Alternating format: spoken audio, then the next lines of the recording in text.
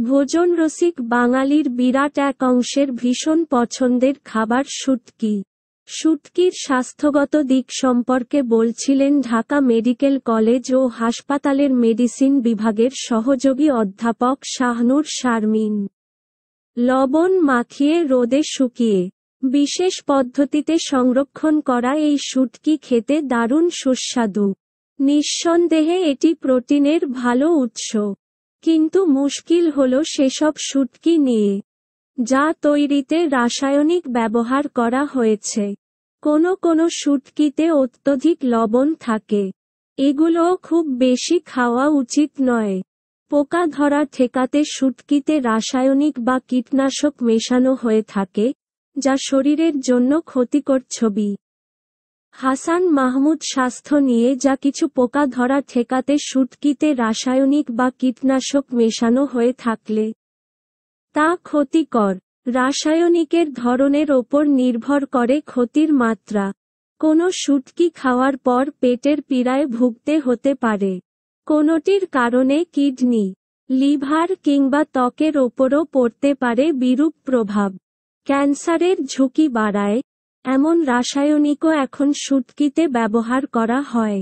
শুটকিতে অতিরিক্ত লবণ থাকলে উচ্চ রক্তচাপের ঝুঁকি বাড়ে, যা থেকে পড়ে হৃদরোগ এবং স্ট্রোকের মতো মারাত্মক রোগও হতে পারে। যারা দীর্ঘমেয়াদী কিডনির রোগে ভুগছেন, তাদের প্রোটিন গ্রহণের ক্ষেত্রে খানিকটা বিধিনিষেধ থাকে। এমন রোগী যদি শুটকি খান, তাহলে সেদিনকার খাদ্যতালিকা থেকে অবশ্যই অন্য কোনো প্রোটিন জাতীয় খাবার কমিয়ে দিতে হবে।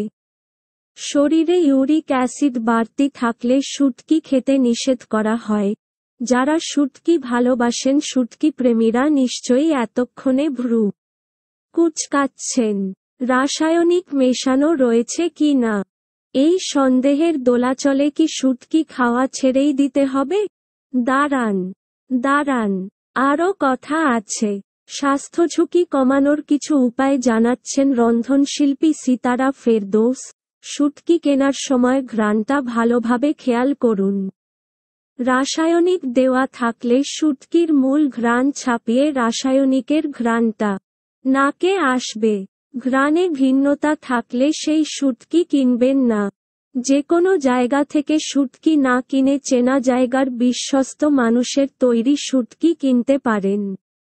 বাড়িতে শুটকিগুলো কিছুক্ষণ লবণ পানিতে ডুবিয়ে রাখুন। রান্নার আগে সময় নিয়ে খুব ভালোমতো ধুয়ে পরিষ্কার করে ফেলুন শুটকি। রান্না করার জন্য প্রয়োজনের তুলনায় বেশি সময় চুলায় রাখুন।